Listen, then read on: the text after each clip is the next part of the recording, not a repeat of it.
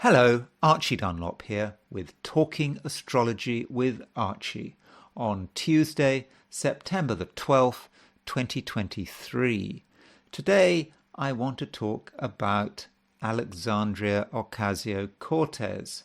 She is a divisive figure, and many of you watching may have very strong views about her, positive and negative. As far as I'm concerned, before I looked at her horoscope, I thought that maybe she was a bit of a flake. She was having her few years of fame, and that at some stage her political career would burn out. So I was coming into the horoscope with a fairly negative view of her. But you've got to be objective, and this is not a politics channel. It's an astrology channel. And having looked at her horoscope, both from a Western and a Vedic perspective, I have kind of changed my mind on that. It's a very strong chart. And it seems to be also very descriptive of certainly what I know about her, what I can find in a quick Google search about her. It does really seem to describe her and work very well. So what I want to do is look at her chart, look at some of her solar returns, and I also want to look at her chart from a Vedic perspective. But before I do that, I want to look at the positions of the planets today, which is Tuesday, September the 12th, 2023. So the moon continues to move through Leo.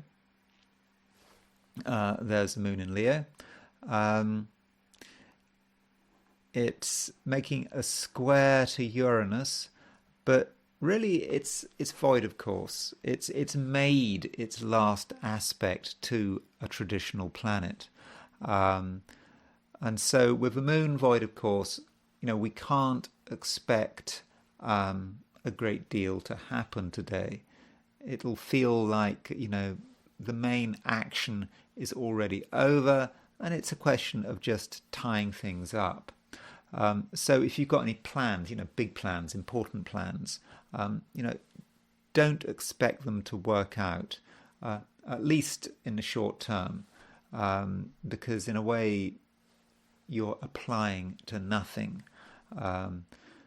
Because the moon has made its last aspect. Still, that moon square Uranus could be quite disruptive. Moon in Leo, fixed sign. Aquarius is in Taurus, another fixed sign. So Leo and Taurus are in fixed signs. That means they don't like to move. They're kind of set in their ways. And so people are going to have strong feelings and they're not really going to be in the mood to compromise. So, bear that in mind, because that could cause a lot of trouble. Now, some of us are going to really want to push things in spite of this void moon. That's because Pluto is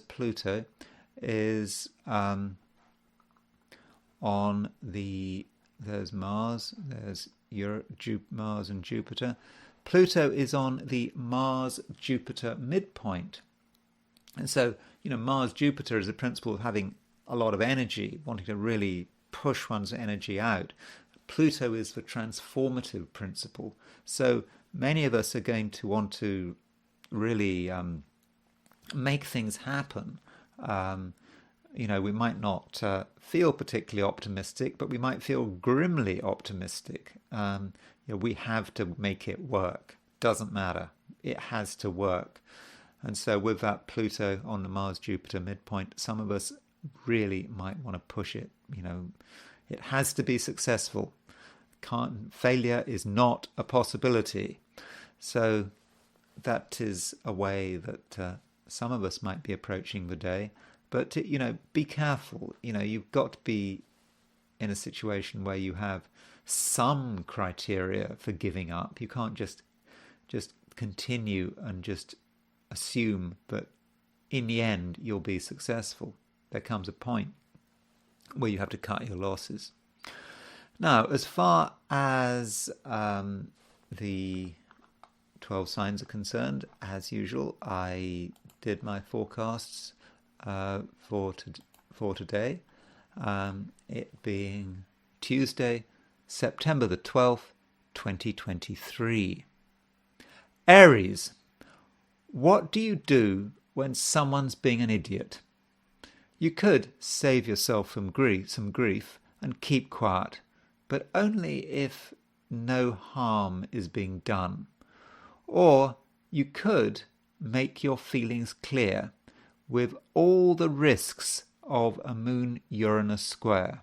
Or, better still, you could resolve the problem in such a way that egos don't get offended. Yes, it is possible. Taurus.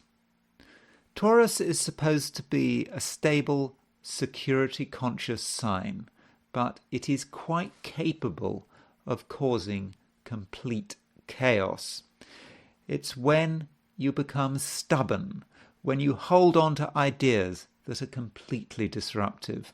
And today you're capable of stirring everything up.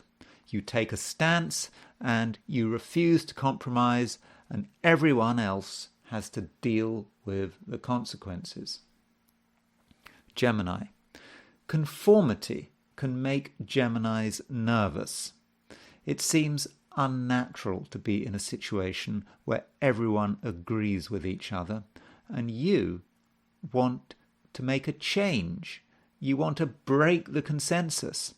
And so you're tempted to make a dramatic intervention to disrupt the harmony. But is there any need?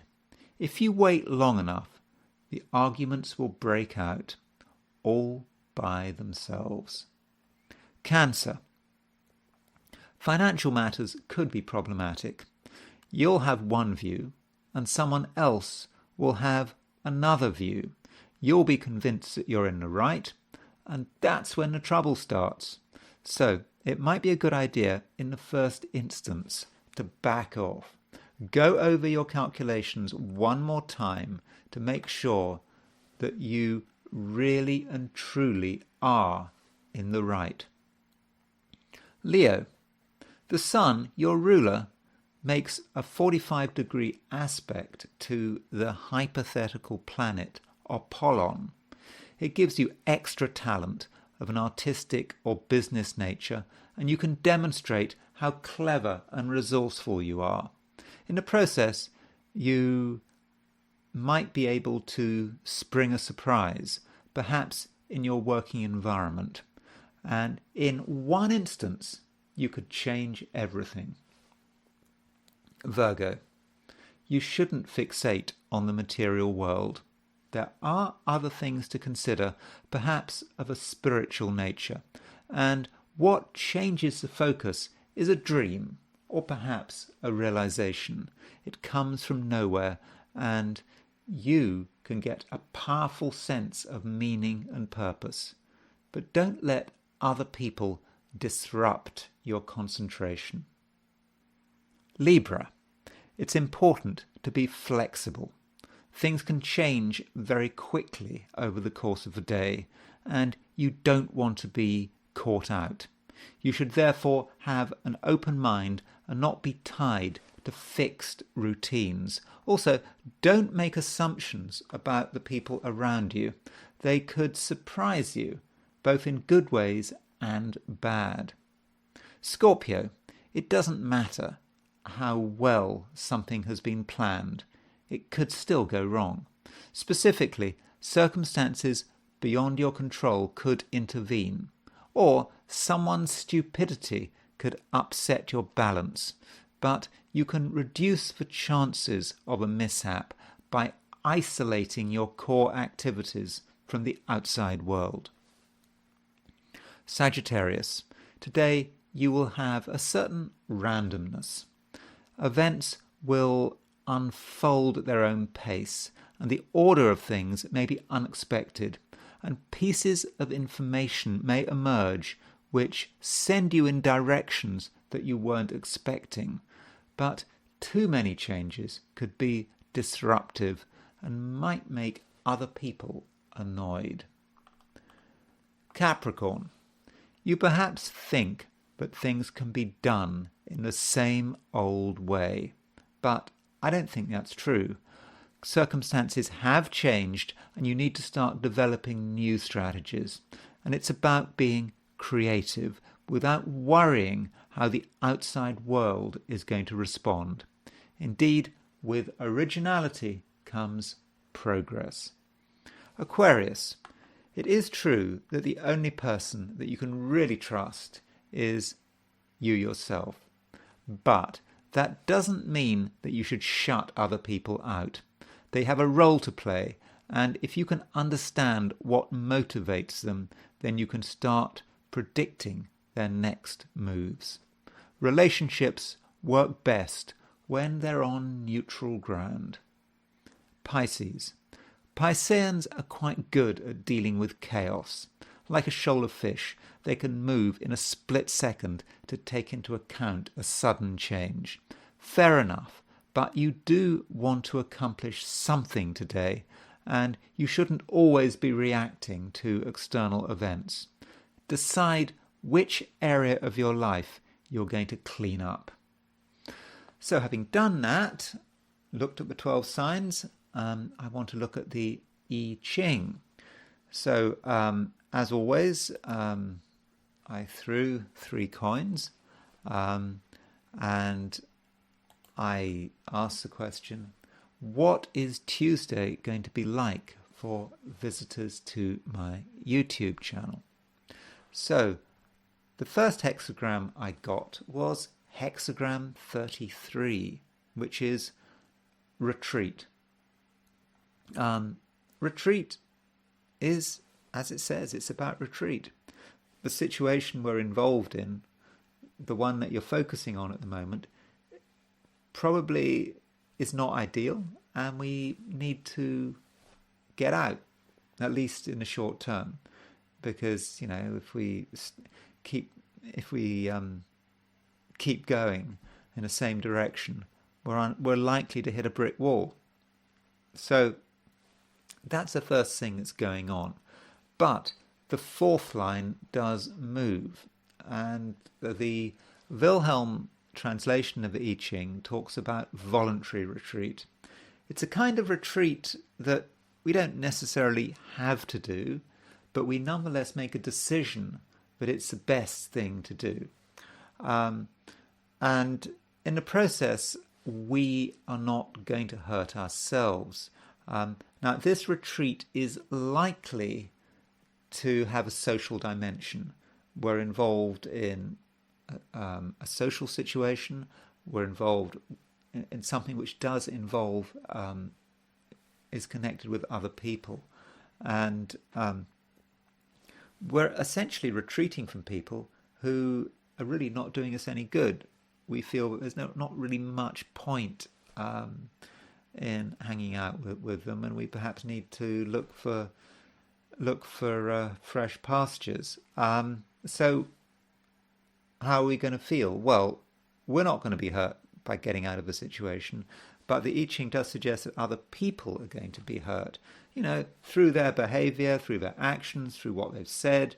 You perhaps reach for a decision that you don't really want anything more to do with them. So you retreat, you move on to something else. But they're the big losers because you did have something to contribute, but unfortunately you weren't appreciated. Now, this hexagram retreat does change. It changes to hexagram number 53, which is development. And it's a social hexagram, and it's about slowly getting to know someone, slowly making connections. So we've just had retreat. So it's like we're maybe getting out of one social situation and trying to get involved in another social situation. And this development is a slow process. You can't immediately be friends with everyone. but slowly, slowly, you can ingratiate yourself with the people who matter. And that's good for sort of relationships, in general. Development, it might also relate specifically to romance. If you're looking for a new relationship, then that offers a chance of slowly getting to know someone, slowly gaining someone's trust. Or it could be the other way around. It could be someone trying to gain our trust. In fact, there's a very good chance that that's what it is about. There may be someone you've perhaps underestimated, and they're starting to have an increasing role in your life, but slowly, and it seems to be the right thing to do. So, as I said, having got out of one situation, having retreated from one situation, you need to move to a new situation, a new group of people, or may just be a new person.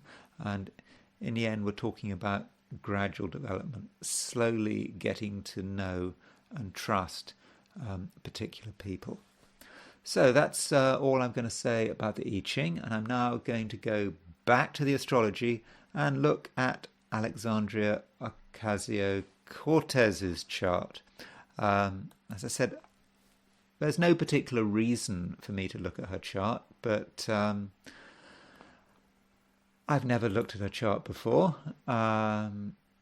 So, okay.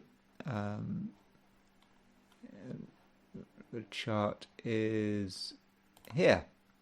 Here's her chart. So, what is the first thing we notice? Okay, she's a Libran. Sun in Libra, because she's born on October the 13th, 1989, 11:50 a.m. in the Bronx, New York. She has a category A Rodding rating.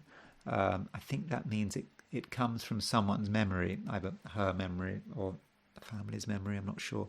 But we can be fairly confident that is her true time of birth. So yes, she's a Libra, and she's quite a major Libra. I mean, she's got Mercury in Libra, Mars in Libra, Sun in Libra. And, that Sun is very strong, even though the Sun is it's fallen in Libra. The Sun, it's a daylight chart, so the Sun likes daylight charts. The Sun is above the horizon, because in daylight charts, the Sun likes to be above the horizon. And the Sun is a masculine planet, and it's in a masculine sign, and it's conjunct Mars. That's a bit of a powerhouse. I mean, you can understand, I think, with that Sun-Mars conjunction on the midheaven, why so many people dislike her. I mean, she makes a lot of noise. Also, we notice that Mercury is pretty close to the midheaven. So when you've got Mercury on the midheaven, Mercury is a planet of communication, and yeah, it makes noise. And Sun Mars is quite an assertive, aggressive combination. And all of this, the moon. She's got the moon in Aries. So in a female chart, the moon is more descriptive of the personality than the sun, particularly after the age of around 22.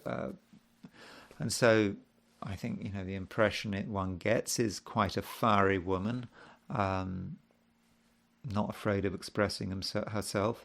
And another thing about this chart, in terms of the traditional planets, the traditional planets, Sun, Moon, Mercury, Venus, Mars, Jupiter, Saturn. If you look at her traditional planets, she's got Sun in Libra, which is air sign, positive. She's got Moon in Aries, fire sign, positive. Mercury in Libra, another air sign, positive. Venus in Sagittarius, fire sign, positive. Mars in Libra, air sign, positive. Because fire and air are the two positive signs, and fire and air are both the two positive elements. Earth and water are the two negative elements, and so she's got 5 of the 7 traditional planets in positive signs. So that explains perhaps why she makes so much noise, why she's so keen to push herself and her agenda. Of course, she has a very progressive agenda. I don't think one can tell from a chart whether or not someone is progressive or not. I would have to give that some thought. But yeah, so you can see that just by the elemental balance. And yeah, Mercury on the midheaven does like to talk. Very, very communicative. It's good, I suppose, for a politician. So another thing about this chart is that, I keep talking about the 4 elements, fire, earth, air, and water. But there's another way of dividing up the signs. You can divide them into cardinal, fixed, and mutable. So the cardinal signs in astrology are Aries, Libra, Capricorn, and Cancer. The fixed signs, Leo, Aquarius, Taurus, Scorpio. The mutable signs, Virgo, Gemini, Pisces, Sagittarius. So when we look at the traditional planets, I'm not counting Uranus, Neptune, and Pluto in here. So she's got 3, 4, 5. She's got 5 of her 7 traditional planets in cardinal signs. She has got 1 of her traditional planets, which is Venus in Sagittarius, in a mutable sign. And she has got... I missed the moon. So that's 1, 4, 5... So, sorry, she's got 6 of her traditional planets in cardinal signs, and she has got 1 of her traditional planets in mutable signs, and in terms of fixed signs, nothing. So what does that mean? So cardinal signs are about starting something. You initiate in the cardinal signs. Fixed signs are about stabilizing it all. You've got to keep it stable. Once you've started something, you have to make sure that you've created something that can last. And then I suppose mutable signs are also sort of about disseminating it. Having created something, created the foundations for it, having fixed it, then you have to disseminate it. And that may be suggestive of a problem that AOC has. She is very good at starting things, very good at initiating things. But when it comes to actually stopping and sort of doing the work and building it up and all that kind of stuff, she's not so good. There's no fixity there. And, if you've got, no fixity, you're very flexible, but probably too flexible. You might be unreliable. You might be just going from one place to another. You're just following the latest trend here, there, and everywhere. And I do think that is actually a big problem in her chart. But she has a saving grace, and that is her Saturn. Now, we don't normally think of AOC as a Saturn person. She seems, I suppose, on the surface, maybe quite immature, quite still. I think she's a young woman. I suppose she still is a young woman. How old is she? She's going to be 34 this year, so early 30s. But she seems a little immature, too impulsive, and all that kind of stuff. But we forget about her Saturn.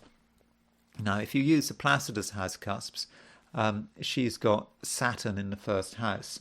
The whole sign would be in the second house. But she's got Saturn in Capricorn. Saturn in Capricorn, it's in its own sign in Capricorn. So she's got a strong Saturn.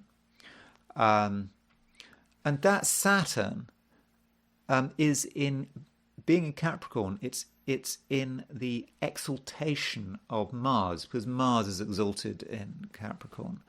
Mars, by contrast, is in Libra, and Saturn is exalted in Libra. So she has a Saturn-Mars mutual reception by exaltation. That strengthens Saturn and it strengthens Mars. You'll see that, yes, she's got Mars in Libra.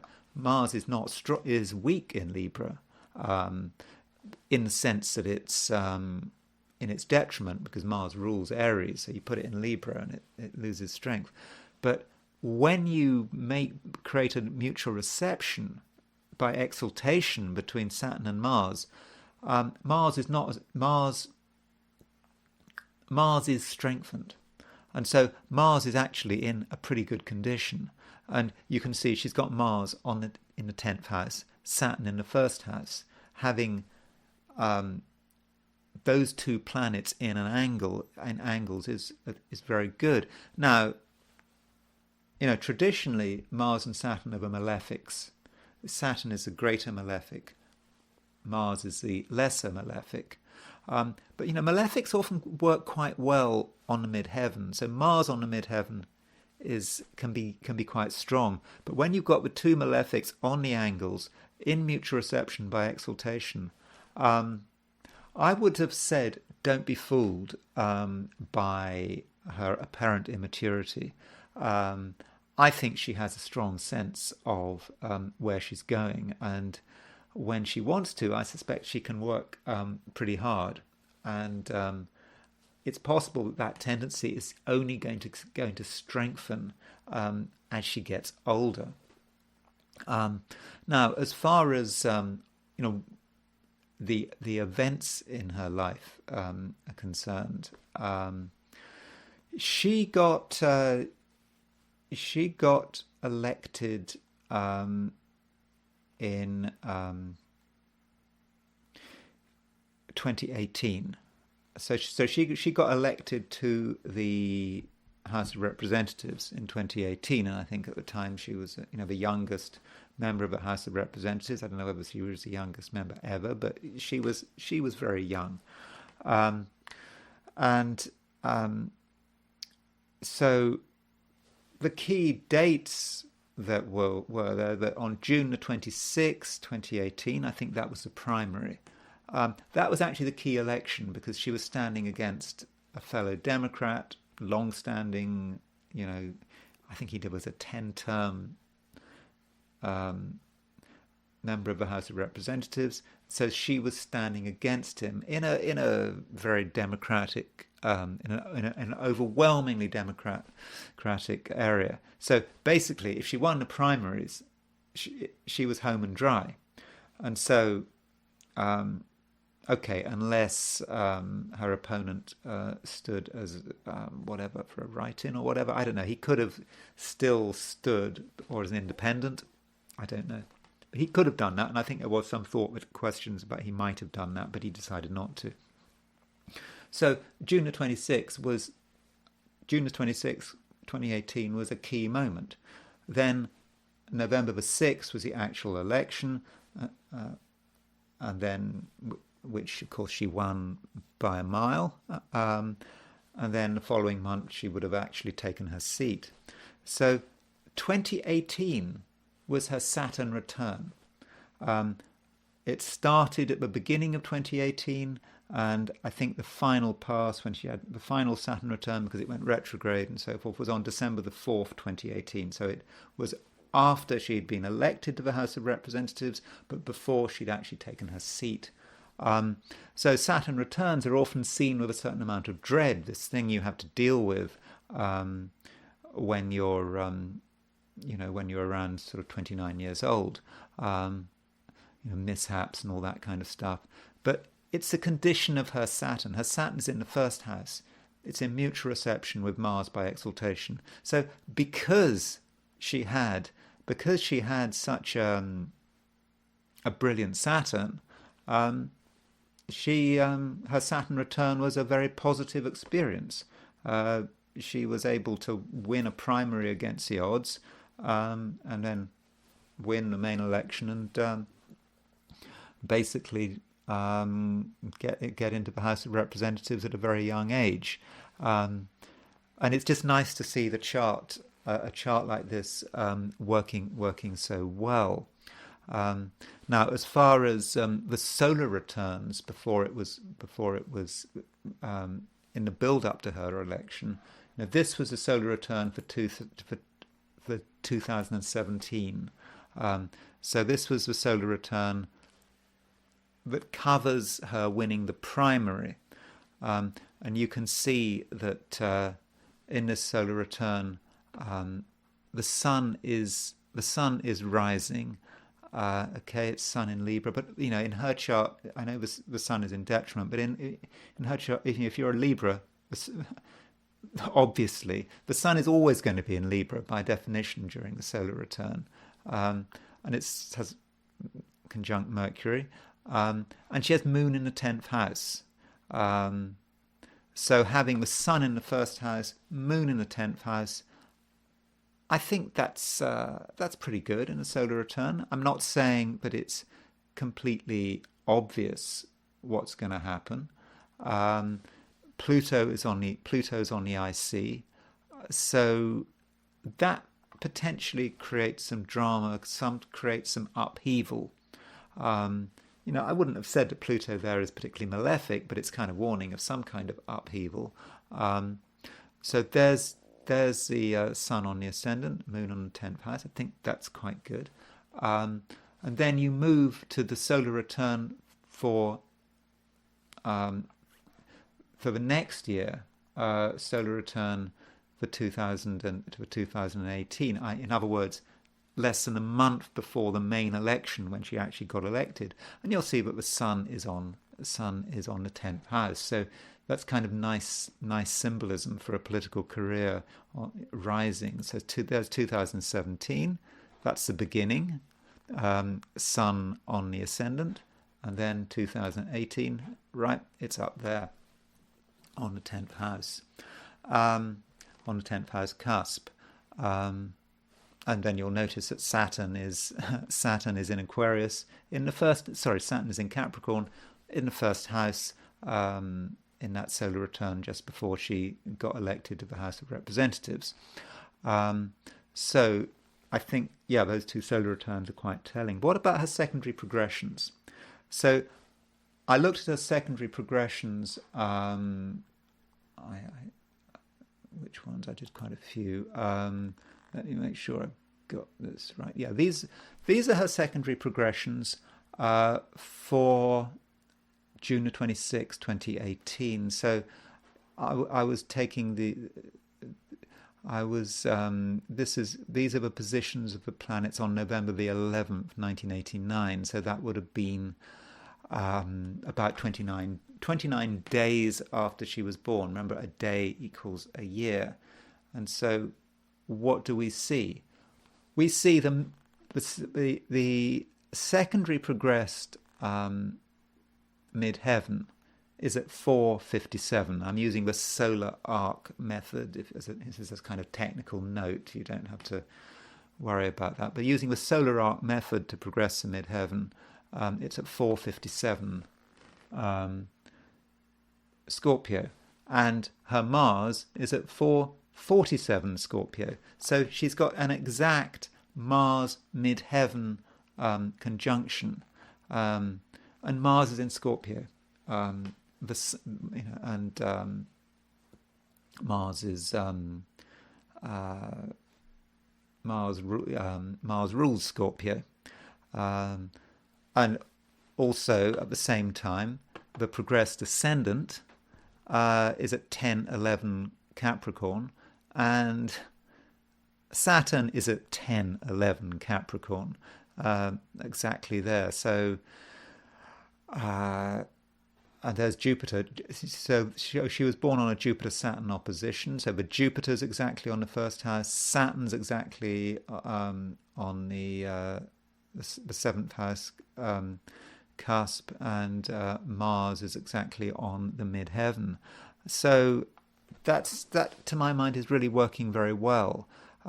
Note that she has Saturn-Neptune conjunction in her chart, and note that this doesn't make any difference. It's Saturn that matters. It's the traditional planets that are far more important than the outer planets, Uranus, Neptune, and Pluto. Neptune doesn't stand in the way of her political progress because Saturn in Capricorn hitting the ascendant is what matters.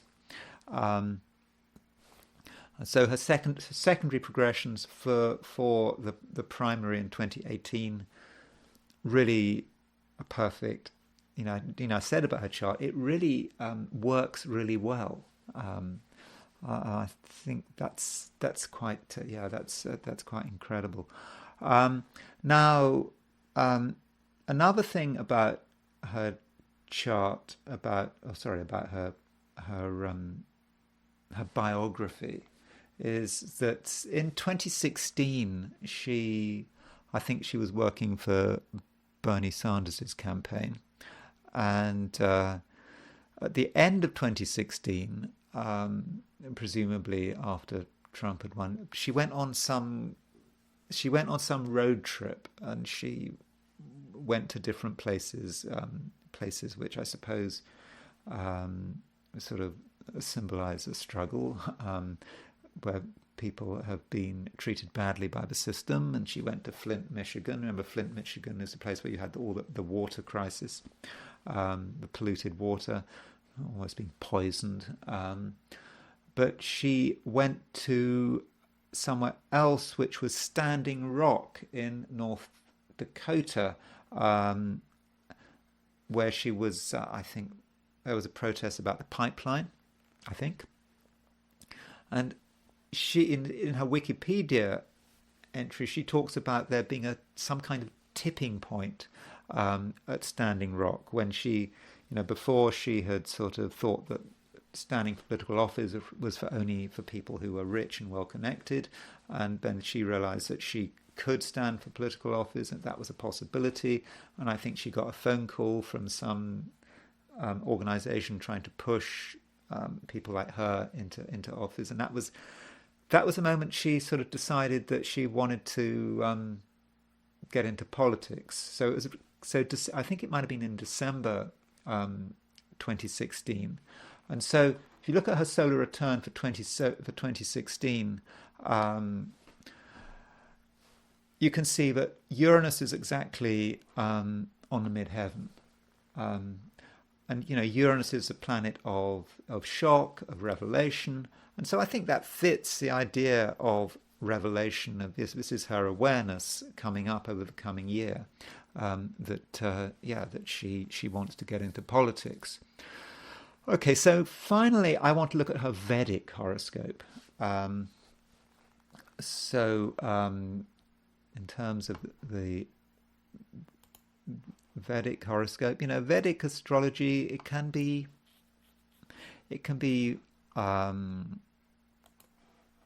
more accurate than Western astrology. It can be very good at sort of predicting events. Trouble with Vedic astrology, it can be quite tough getting through the various rules and exceptions in that system, and it's much easier to make big mistakes with Vedic astrology. So let's look at her chart.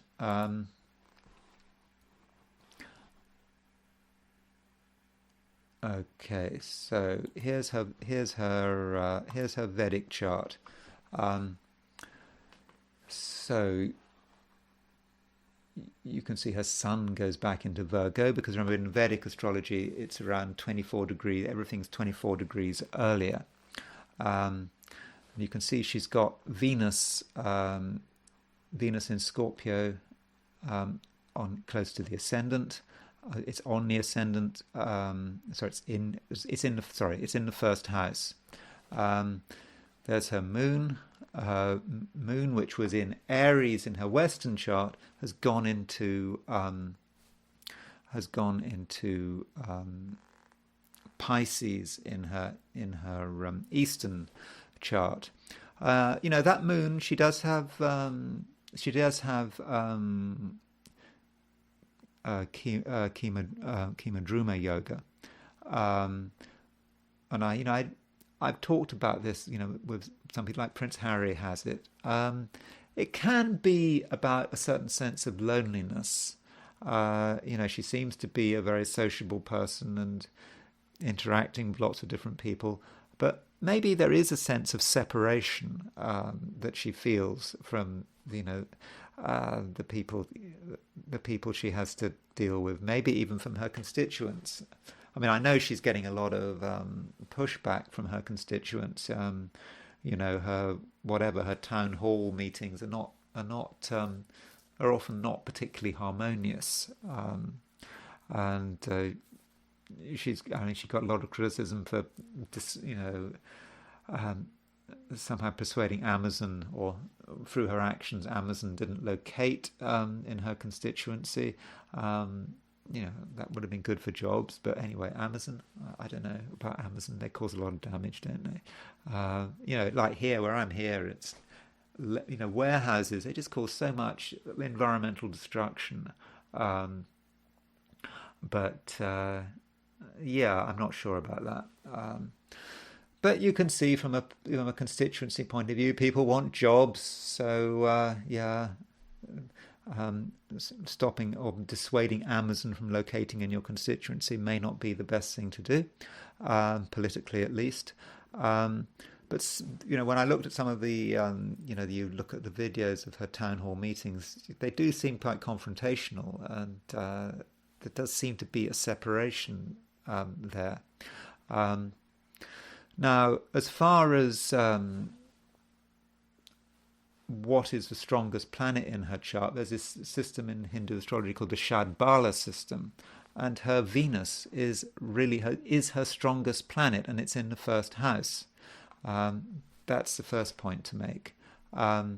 Second point to make is she has Ketu, the south node, in the 10th house.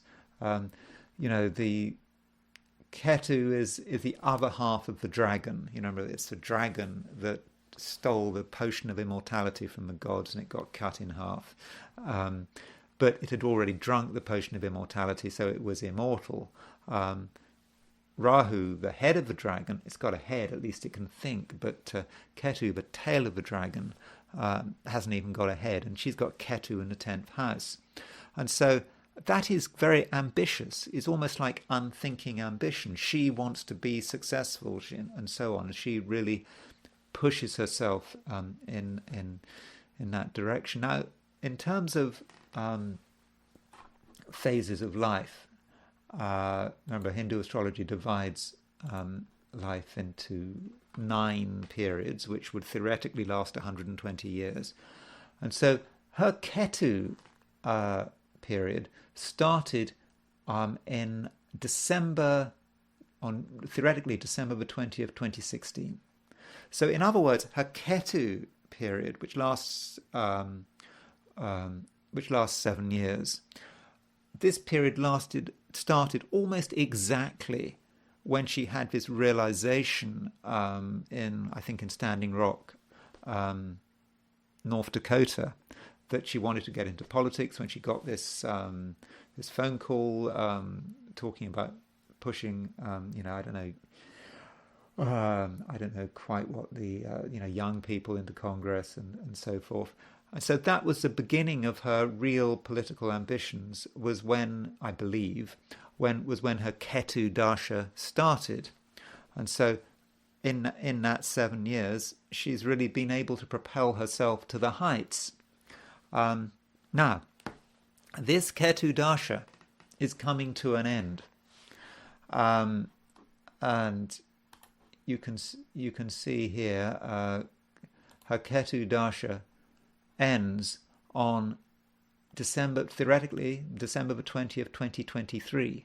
So in a few months' time, this Dasha, where she was incredibly successful, certainly for her age, and for her age and for her resources, she was incredibly successful, particularly at the beginning. This Dasha is coming to an end. So what does this mean? So in Indian astrology, when a Dasha comes to an end, it can be the end of whatever was created in that during that time. So that's one possibility. But then we have to consider, what is the Dasha that she's moving into? Well, she's moving into her Venus Dasha. And, the Venus Dasha lasts for 20 years. This will take her through until her mid-50s. So the question is it going to be good or bad, the Venus Dasha? Now, her Venus is the strongest planet in her horoscope by the Shadbala system. And she's got Venus in the first house. Now, Venus rules her 7th house, and it rules her 12th house.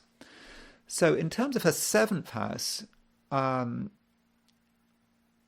that may relate to her personal life. I believe that in 2022, she announced an engagement with her partner, Riley, I think his name is Riley Roberts. I don't know what's happened since then. So I'm assuming if they've managed an engagement, they're going to get married at some stage. So it may well be with her Venus Dasha starts, there's going to be more emphasis on relationships, getting married, that kind of thing. Okay, that's good. You'd expect her to be getting married if she's just announced if she announced her engagement in 2022. You'd expect marriage to happen very soon. So it's not exactly the most amazing prediction to say that she's going to get married in her Venus during her Venus Dasha, given she's already announced it's going to happen. But Venus is also ruler of the 12th house, and there is a danger there. The 12th house can be the house of self-undoing. There are going to be temptations for her to make big mistakes as she makes that transition from the Ketu Dasha to the Venus Dasha. So I'm kind of, I'm thinking, which way is it going to go? Remember what I just said when I said that, with Indian astrology, it's much easier. It's very much easier compared to Western astrology to mess it up. This Venus Dasha is how one interprets her going into this Venus Dasha is, I think it's critical to the whole thing. My feeling, given that her Venus is so strong, is that she will make the transition. I think that her political career is actually going to get better. I think she's going to be even more successful after the end of the year. And I'm saying that in a completely neutral way. I think there are going to be dangers. I think she could make big mistakes, but if she's properly advised, and remember in her Western astrology, she's got strong Saturn. She knows what she has to do to be successful. So if you are, for example, a conservative, I'm sorry, I have to tell you that I don't think she's going away anytime soon. Of course, if you're a progressive, you'll be happy that things seem to be swinging for her. So it's probably going to be the case that there has to be some kind of change for her. Okay, getting married would be a change. Perhaps having children would be a change. But there's going to be a political change. Maybe wanting to get elected to something else. I don't know, whatever, the Senate or I don't know, something some other form of election. Of course, she will have to make a change there because, she has to make that transition. She has to, I suppose, if you want to be successful in politics, you have to show sort of more sort of maturity. But, I just think she knows what she's doing. And I know, but for some of you, that's not what you wanted to hear. But I think she's got a really good chart, and I suspect she's going a lot further in politics. And I'm just, I did not think I was going to say that before I looked at her horoscope. Just my impression of her. I thought she was going to burn out. She's a flake, whatever. But no. I think it would be wrong to write off Alexandria Ocasio-Cortez. I suspect she's got a lot further to go. Anyway, that's all I'm going to say for today, and I will talk to you tomorrow.